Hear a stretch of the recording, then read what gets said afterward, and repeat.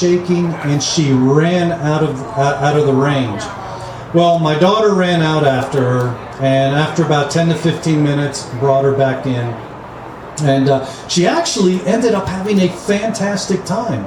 I mean, she shot all the guns I had. In fact, her favorite, she wanted to get pictured with it, was a .38 Smith & Wesson, you know, one of those big kind of like former police issue type firearms. She loved it, probably because of the low recoil. She just had a fantastic time. But you know what's interesting is when we left and I was putting the stuff into the car, she said, "Eric, you know, I just want to tell you what happened in there." She said, "You know, I've never used a firearm, and when from the booth next to us, it was so loud, and I was feeling it." She said, "All of a sudden, all these images of mass shootings that I've seen on TV came into my mind, and I just lost control."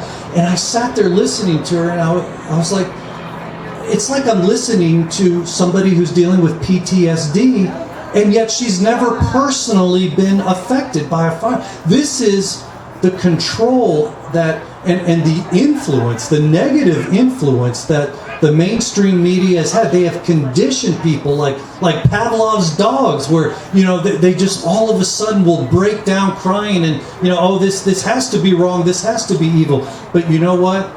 That day, my daughter's friend left the anti-gun camp.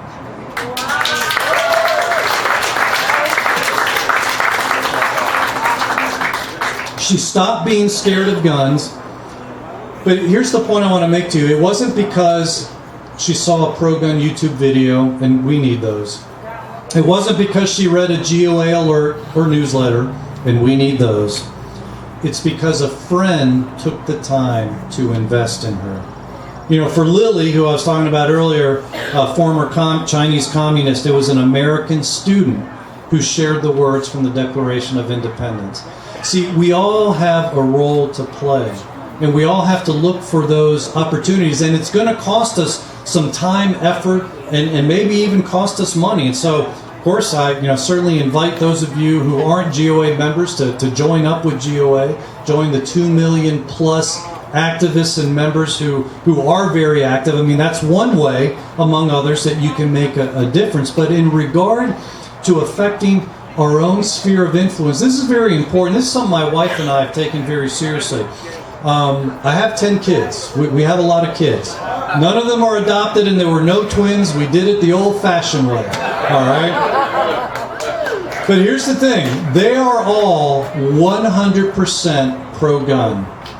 All the fake news that CNN puts out about guns isn't going to change their minds. When CNN, puts out their falsehoods, my kids can pick those things apart. They can pick apart the lies right away. And yet, you know what? Raising kids that can counter the liberal anti-gun culture takes a lot of work. My wife and I, we homeschooled our kids. That took a lot of work. We worship together as a family on Sunday, also during the week. I mean, all of this has helped shape who my children are. But as far as their views on guns, I mean, that took effort. There were trips to the range. There was trips, talks about what's in the news, talks, explaining the safety rules to them. This is something that my dad did with me, and it was really impressed upon me, and so I wanted to impress it upon my children and grandchildren as well.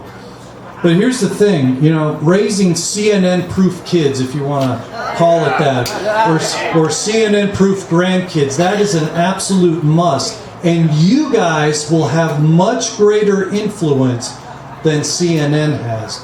But we can't just think that, oh, they're growing up with me, they'll just catch what I have. No, we have to be intentional about this. And I know that in this crowd, and I've already heard it from up here, I know you guys are doing a lot of this already. So I really want to thank you for your activism. I want to thank you for helping support the cause. But and I'm just wrapping it up here, I want to encourage you, because we are winning a lot of battles. So our efforts are paying off. They're paying off in the states. They're paying off in the courts. They're paying off in the Congress. Yes, we're facing a tough battle right now in the White House. The battle against those executive actions, which have just begun.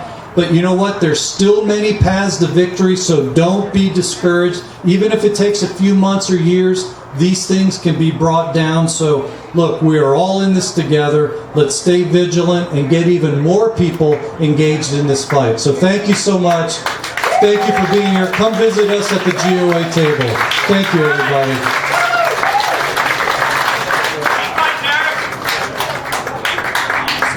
Now you know why we have gun owners here every year. These guys are no nonsense. Thank you, Mr. Pratt. Is there anyone that lost a little bracelet? I got a little something for the lost and found up here. So if there's anyone that's lost that, it's here. The club. We try to arrange these events. Like I said, we try to keep the place clean. I'm going to be applying for membership here, so let's not get me booted out before they accept me in. So we'll keep it clean. They got a 50-50 raffle going on right up here at their table. They got some, they just got great things they do here. They got an event they do around Halloween for the kids, a haunted hayride. Very, very popular out here. 1,000 kids come up and enjoy that. So show the love to the club. Share some of the pictures on the club website, okay? Share it up there and thank them for having us out here. We really appreciate it. The grill, the guys at the grill are getting a little tired. There's a couple of chicken dinners left if you'd like one. And they're going to be closing up in a little bit. So if you're hungry, grab something to eat before they close. We've still got a couple of speakers left. And luckily it's two of my favorite historians. The first person I'm going to have up is Tricorn Tom Moore. And not only is he my local historian, one of them here from the Boston area, but he plays the little guitar. And he was one of my early mentors that got me over my shyness and speaking in front of people. So Tom's been a great asset and a great friend. Please put your hands together for Tom Moore. Huzzah! Liberty! I thank my good friend Rich Howell for bringing this gun so I can have my Charlton Heston moment right now. I always want to speak a little bit, and I'll just speak a very little bit. The first, who knows what the first clause of the Second Amendment says? Right to bear arms. 13 words. Book by Edwin Vieira, 13 words. A well-regulated militia being necessary to the security of a free state. The Second Amendment is not just a right, like the rest of them. The Second Amendment confers a duty. We're supposed to be, it's the only thing the Constitution really says is necessary. We're not only supposed to be armed, but we're supposed to be an organized, a constitutional militia. A few years back on Lexington Green on April 19th, I was part of the inauguration of two groups, Committees of Safety and another one called Oath Keepers, you may have heard of. And I had to give a half-hour speech that Edwin Vieira wrote, and I had to learn what that meant. And the shocking thing about that speech was that he said if we do not get our constitutional militia back, that we're eventually going to go to concentration camps. And Edwin actually, he has 4 degrees from Harvard. Don't hold that against him, but he's a pretty smart guy. And I always like to say a little bit about that clause of the amendment. It's not just a right, it's a duty. We're supposed to be armed. Now, okay, so, Flag Day. What, Eric, wow, what a tough act to follow. Who knows the last words of the Declaration of Independence? We mutually pledge together our lives, our fortune, and our sacred honor. Of the 3, which was the most important to the founders? Sacred honor. The last one, yes. Many lost their fortunes during the War for Independence. A number of them lost their lives, but their honor was not lost. We have it in those documents. Their honor is imbued in the Declaration of Independence and later in our Constitution. That's the thing, the left these days, they have a lot of money. They have guys like George Soros that seem to have more money than God, or the other guy, I should say. but they have no honor. They have no honor. That we have honor, and that is everything. That was everything to the founders. Okay, so as a historian, I study great cycles of history, and every 80 years, somebody studied this from the Bible, and they wrote a book called Generations, and they wrote another one called The Fourth Turning, and basically, every 80 years or so, we're going to find ourselves in the worst kind of crisis, and that was for for the Puritans and the Pilgrims. It was 1620. That was the middle of their crisis. They had some crisis over in England, and then later crisis setting up here. You go 80 years forward, they had an extreme crisis of faith that no one could foresee, where they would actually, hang some of their neighbors as witches in Salem. I mean, that was a crazy crisis. We forget that one. 80 years after that, we had what? We had our war for independence, right? And then 80 years after that, the Civil War was a huge crisis where you lose more in one battle than the entire Revolutionary War. You could lose more at Gettysburg, North and South combined, than the entire Revolutionary War. And then after that, we had the Depression, World War II. Now we're in the middle of the crisis. Right now, we're sort of in the eye of the hurricane. We have one, what they call these huge crises that happen in these times are called Black Swan events. Who's heard that event? Black Swan. Black Swan. Okay, it's supposed to be an unforeseen thing that happens, like COVID, like the burning of the cities by BLM and Antifa. I think they're kind of planned. But anyway, we're going to have a few more of those. It's going to be Katie bar the door, as what Eric said. We're in the eye of the hurricane now. It's going to get really bad, but we're going to finally finish this cycle in about 5 years. But the thing about these cycles is they're conclusive. There is a winner and there is a loser. And everybody goes all out, and 1 year can seem more like 10 years in a normal cycle. So we have to really get focused, and our efforts now are, because we're in this very intense cycle, our efforts have tenfold results. Eric was just talking about that. So what you do now counts 10 times, and then 5 years from now, we're going to know which way it's going to go, one way or the other. So we're going to kind of set the stage for the future right now. And I pray, this is such an important event. Dave Kopaz. Dave. Okay, he saw, that's right. This is such an important event. It's important we continue to hold this. We're important to support Dave in doing this. And okay, so that said, that's my little bit of history. We honor that flag. That particular flag there flew above Fort McHenry. The one with 13 stars, which I don't see, is called the Betsy. That one, anybody know what that particular flag? It's got 15 stars and 15 stripes. Do you know what that flag is called? It has a name. No. It's called the Star-Spangled Banner. So it was called the Star-Spangled Banner because it flew above Fort McHenry when the song was written. The fourth verse of our anthem says, "This be our motto, in God is our trust." That was the first time we saw "In God We Trust." I'm going to teach a class on American values as minted on our coins at Camp Constitution. "In God We Trust" is one of them. Liberty's another. Who knows the third one minted on the coins? Other than Hal, he knows it. Who knows the third thing minted on our coins? It's in Latin. E pluribus unum. What does that mean? Out of many one. Out of many one. It's about we are many states, one country. Many peoples, we the people, right? And so how do they attack E pluribus unum? Reverend Kraft was talking about it. Divide and conquer. Why do they use divide and conquer after centuries? Because it works so well. They're trying to divide and conquer us. Anyway, okay, so that's about all I'm going to say. I'm going to sing a couple songs now. The first one is about Camp Constitution.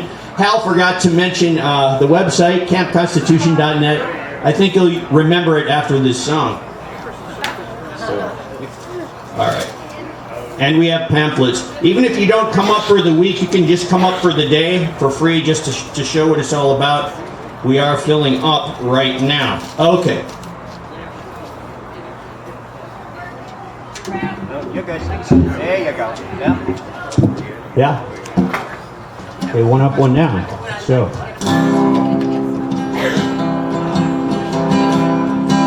Take a look around America, see to shining sea.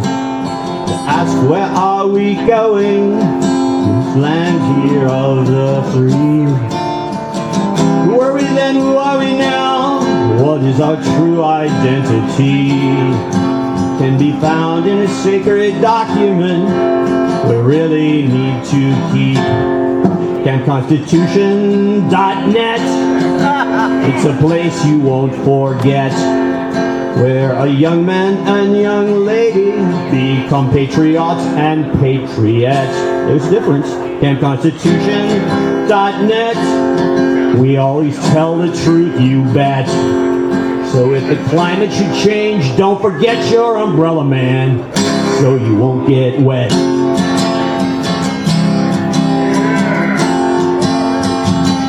Hang on, a few more.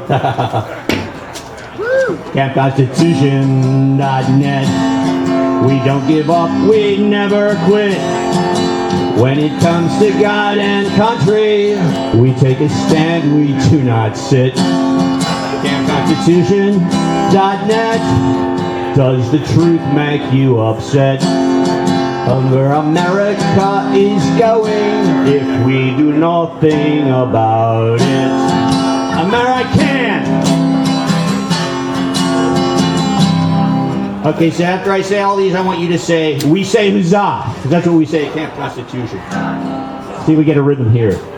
Okay, tui pluribus unum, we say huzzah, like right on top of it. Okay, to we the people strong and one, we say huzzah. New birth of freedom, we say huzzah. Jesus Christ, God's only Son, we the people, you and me, to this land here of the free. To our flag, stripes and stars, the Constitution which is ours. We say huzzah, say huzzah, we say huzzah. Alrighty. One more for you. We sing these around the campfire at night, so. Where's Cindy? Okay, this is for you, Cindy.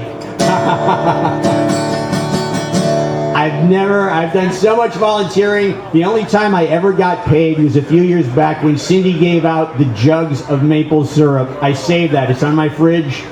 In those beautiful flag containers, man. Yeah. What year was the Constitution? 1787. 1787, I'm told our founding fathers did agree. Write a list of principles for keeping people free. USA was just starting out, it was a brand new country. So the founders spelled it out, the things that we should be, and they called it the Constitution. It's been guiding our government ever since, when they listen to it. The first part is called the preamble, and it goes like this. We the people, in order to form a more perfect union, establish justice, ensure domestic tranquility,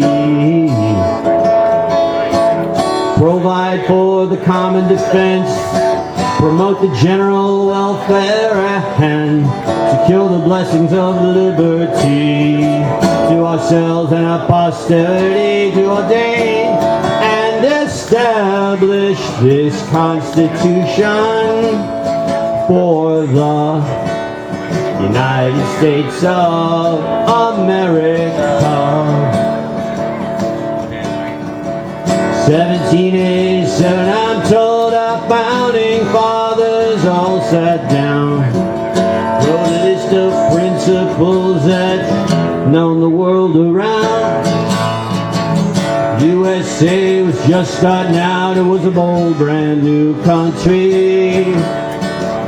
So the people spelled it out, we want a land of liberty. All together now. We the people, in order to form a more perfect union, establish justice, ensure domestic tranquility, provide for the common defense, promote the general welfare, and secure the blessings of liberty, to ourselves and our posterity, to ordain and establish Constitution for the United States of America, for the United States of America. Happy Flag Day.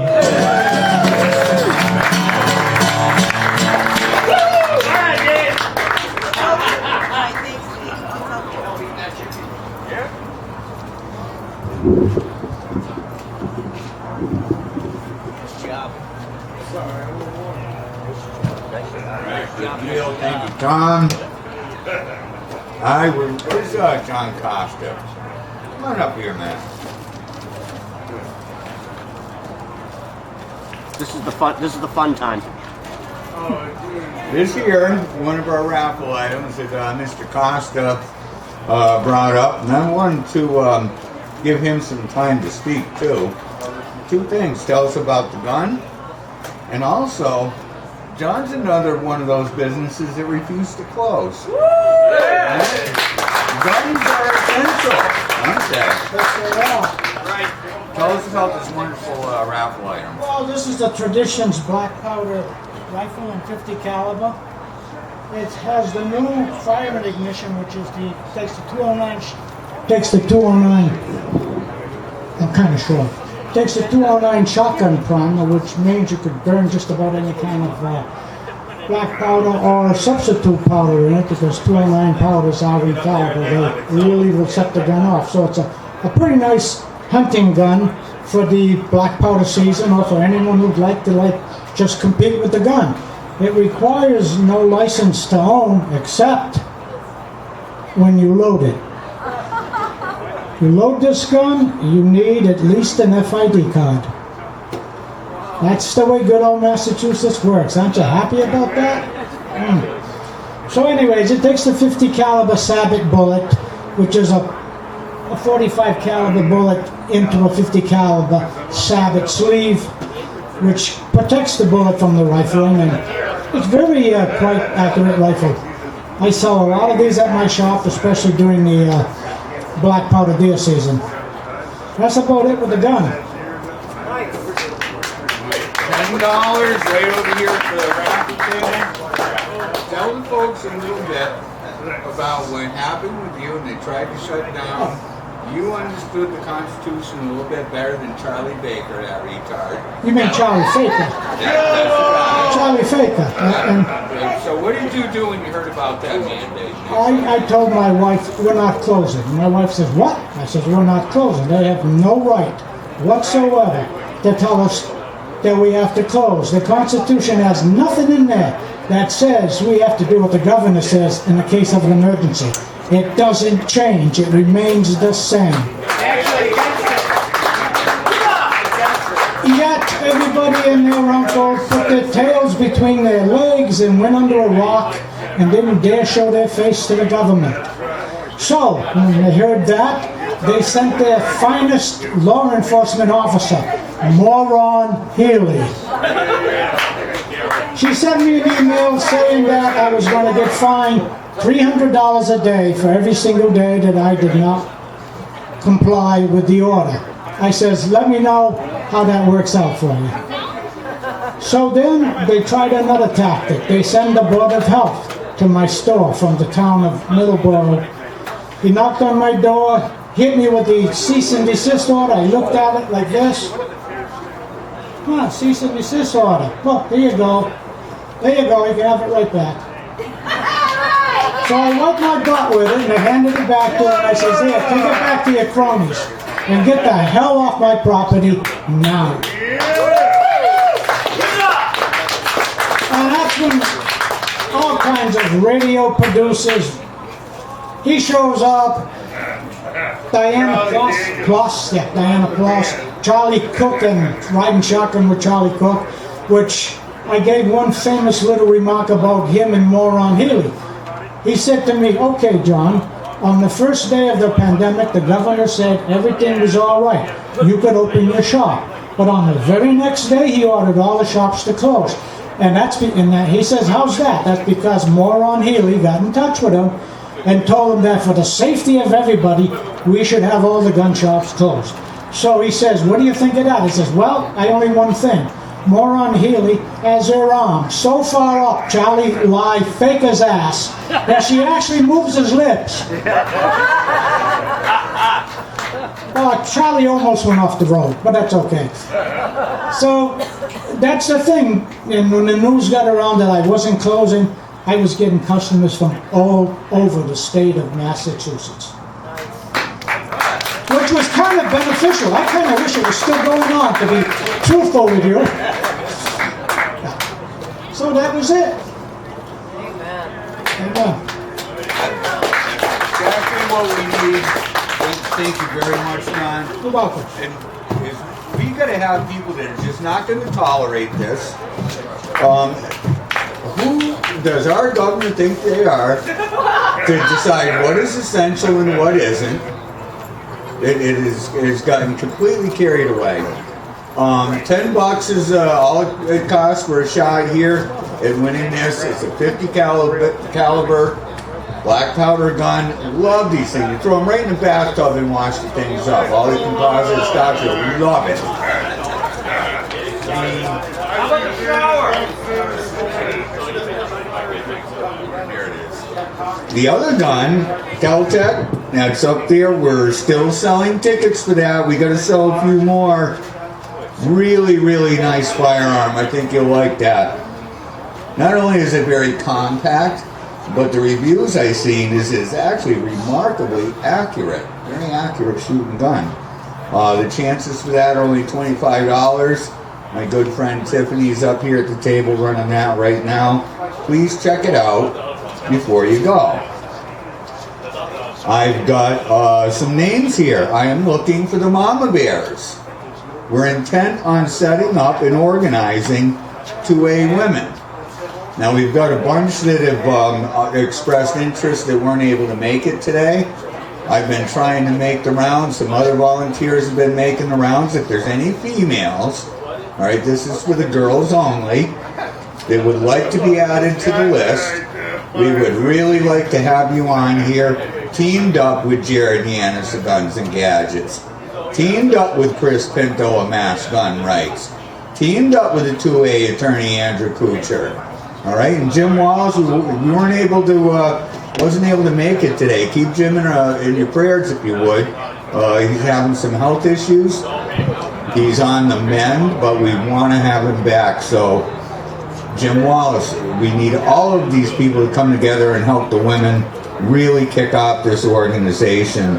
So please continue getting your names to me. Come up and sign up so we can get a hold of you. We may hold off on the organizational meeting until we get enough people here. We've got more that are interested than what we've got signed up right now. So we want to get them all together, and that is absolutely going to happen. We need Second Amendment advocates in this state. And the Mama Bears, they've never let me down. Mama Bears are awesome. Tom Moore, thank you very much. Only guy I know that plays Schoolhouse Rock. Quite a commodity. So again, 50-50 for the club. Show the love, and please post your pictures to their site. Thank them for letting us have this event here. And one of our final speakers here for the afternoon, another great friend of mine. He's a historian from out my neck of the woods. So whenever I need to get schooled on history facts, I got one friend, Tom Moore, out east when I got to come out in the big city. And I got my friend Richard Howell. Where's Richard? I know he's around here somewhere. There he is, snuck up on me. Rich Howell is right from West Massachusetts, where I'm at, and a great resource. And I'm sure you're going to love what he has to say. Rich? Good afternoon. Great day for another Second Amendment rally, right? And this coming week is also the 246th anniversary of the Battle of Bunker Hill. What I wanted to do, usually when I come to these and I speak with Dave, and I know my friend Tom does the same thing, is we try to tie in some of the histories of our past to what we're facing today. And if we know where we're coming from, it's going to help us in our fight against these demons that we're dealing with today, isn't it? So that's what I wanted to do. Everybody's familiar with the Revolutionary War. Everybody's familiar with the battles of Lexington and Concord. Everybody's familiar with the Battle of Bunker Hill. But what we are not familiar with, what we don't know, is what it took to accomplish those. You probably noticed, my friend Tom held this earlier. Thank you. You're welcome. This is a longland pattern infantry weapon, also known as a Brown Bess. This particular reproduction, unfortunately it's not original, or fortunately, is a 1746 pattern. From the very founding of the colonies here in Jamestown and Plymouth, it was essential that the men in particular, and some of the women, were armed. They needed to be. And the reason this was prevalent in the colonies is because the home government, back when they were following the British Constitution, the English Constitution, supported our legislatures here, where their men can be armed with these. And why did they need to be armed? We had many enemies. We had some of the native Indian tribes, some were friendly, some were not. You had the French, the Spanish, the Portuguese, and on occasion the Dutch, who were not always friendly. And there was no way you could have an English army coming over 3,000 miles back in the 1600s in great array. In fact, it didn't even work too much in the 1700s, except on a rare occasion. So it was important for these men to be armed, and it was not alien to them. Many of them, when they came from England, came from militia companies where they were armed. So by the time we get to the Revolutionary War, this was not an unknown commodity. Many of the people were using their own fowlers, their own hunting weapons, their own other types of firearm accoutrements. Some were bought from the Dutch, the French, or the Spanish on occasion. This was a special one because this was used in the stores. This was meant for warfare. And probably notice here I have my bayonet that goes along with this. It fits perfectly for what you need to do in that kind of situation. So when you hear about what these men did, well, yes, they did. They did hunt. They didn't use for other reasons. But the important thing was they needed to defend themselves. Because the most dangerous animal out there, and I think a lot of hunters and others would agree with me, is a two-legged one, not the four-legged one. And that's what you needed to defend against. And by the time of the Revolutionary War, our ancestors did not sit back and wait for the next political happening or the next political election or the next crisis to unfold. They knew what was happening around them because it was happening at a rapid pace. There were people from England coming back saying, be careful. They were up to something over in England and they want to start here in the colonies because it'll be easier to ambush here in the colonies. Today, or this week also, is the anniversary of the burning of the Gaspé. We just came from a parade in Warwick, Rhode Island where they had that. I don't know if anybody's familiar, but the Gaspé was a revenue ship that was built specifically to ply and to patrol American waters to stop what they called smuggling. Smuggling was basically free trade with other countries that the Tories and the British Crown decided they didn't want to see happen anymore unless it was a favored ship. That included in England itself.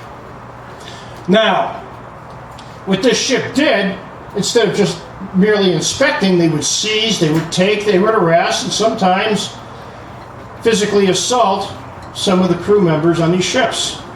One night, many of the merchants in Providence and beyond decided they had enough. And in Warwick, with their merchants, they met, boarded the ship, wounded the lieutenant in charge, took off the crew, and burnt it to the water's edge. Shortly around that time, here in Massachusetts, and I've spoken on this in past years, they had formed and reformed their militia companies, also developing what they had called minute companies. And that's what they used at Lexington and Concord. At Bunkers Hill is where we see the major transition from just a regular firefight to a, well, it was more than a firefight, but certainly, you know, from a regular battle to a full-scaled bloodbath, which Bunker Hill became. And it wasn't just what happened at Bunker Hill. At Lexington and Concord, many of the Americans probably had more battle experience than your rank-and-file British soldier did. After Lexington and Concord, that wasn't the case.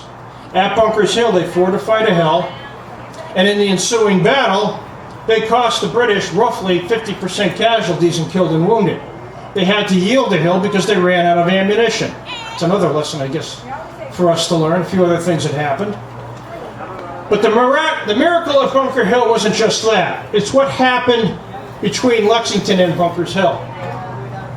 You had to keep an army in the field. You had to keep an army ready to go. And who made up that army? The regular citizen soldier who had arms.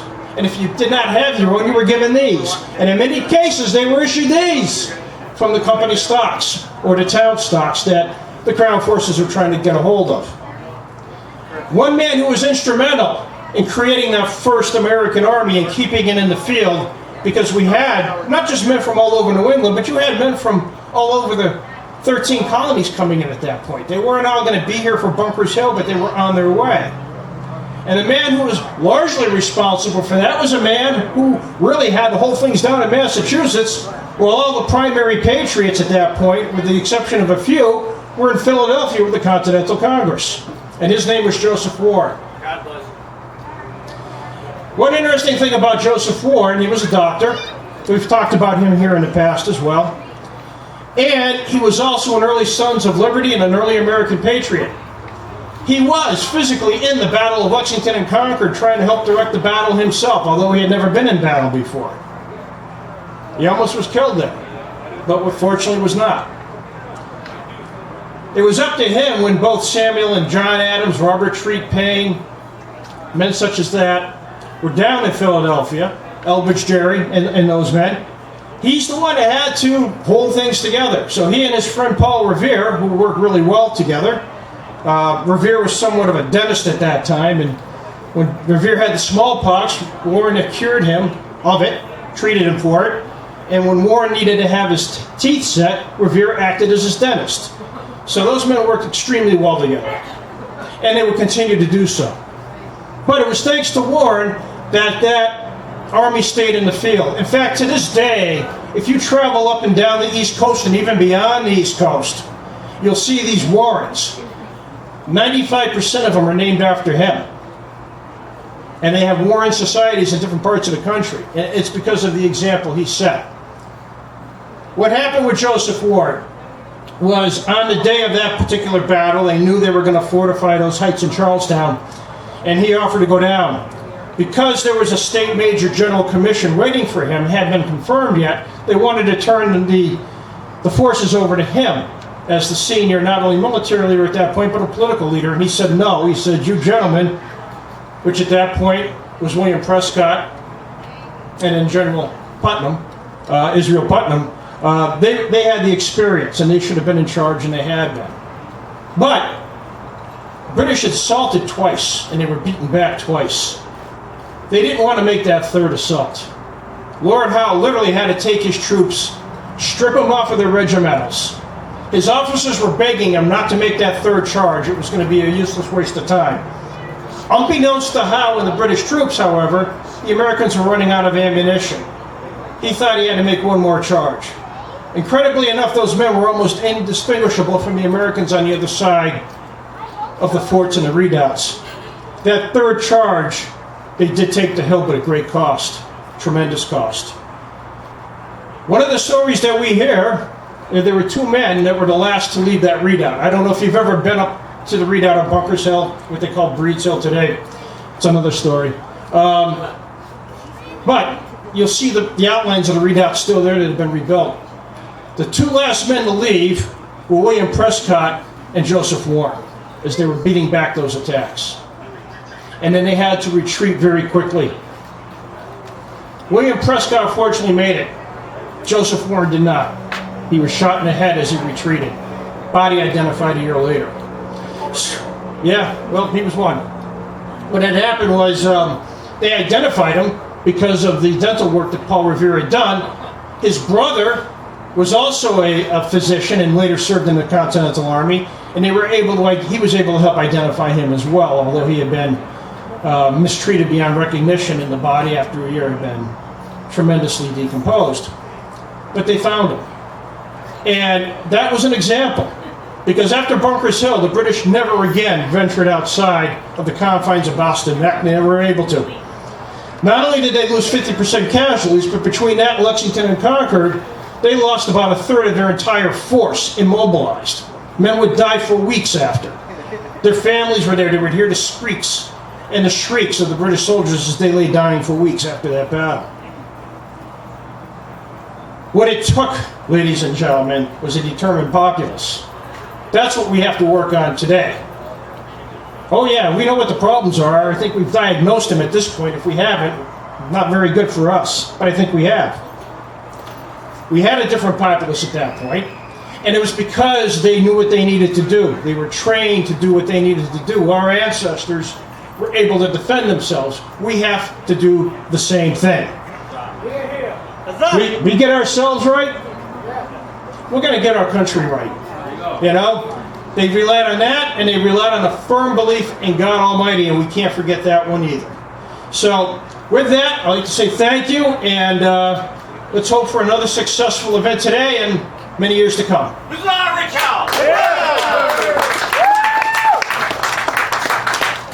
Excellent job. Thank you, Rich.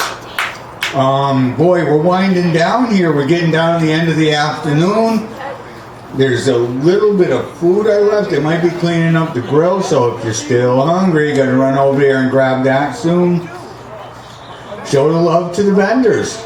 Go around, introduce yourself, see what they got going on. This is about networking, all right? We got to leave here as a team, all right? This is where we start bringing the glue back into our society and not be divided. We can put that stuff aside, identify some common enemies, and fight like hell to make sure that this republic is here for our kids. Which reminds me, August 21st, Parental Rights and Homeschool Summit. We're going to start unplugging from the system and empowering parents to be parents again. Tired of the streets and schools raising our kids. Can't happen.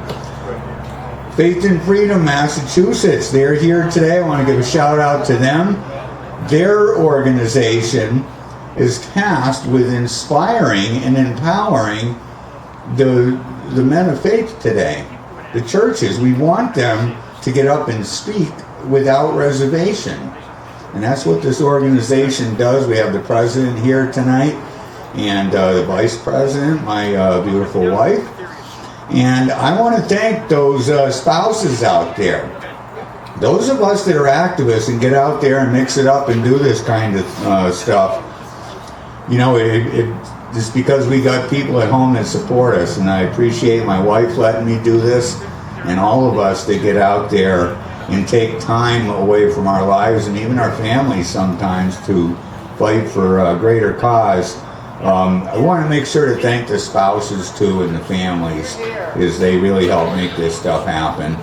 So thank you all for coming out to the 8th annual Flag Day Second Amendment rally. I'm pretty darn sure there's going to be a 9th. You are all invited, not only to come, but help out make this a bigger and badder event every year. Thank you to every one of the speakers. They were absolutely wonderful. The club has been a very gracious host and just wonderful to work with. And of course, thank all of you for coming out, because that's what this is about. Okay. We're going to start playing a little bit of music to round off the afternoon. Don't feel like you got to rush out. This is networking time. Half of the good stuff that goes on is the socializing and the new friends that we meet. So please stick around. Joanne's going to sing another song for us. And then Chris, who I should thank, he has helped out enormously with the PA and all the electronics here. Thank you, Chris Mater, Meat and Taters. That's it, always. And I'm going to turn it over now as soon as you guys are ready and play another song for us. Okay. Yeah, so say it again. 2 seconds. Do a sound test real quick. Do a sound test in there. Hello, test, test. All right. Enjoy yourselves, folks. Raffle, food still going. Keep going. Music's gonna Hello, roll for we're a here. while. Enjoyed a wonderful day today. Hey,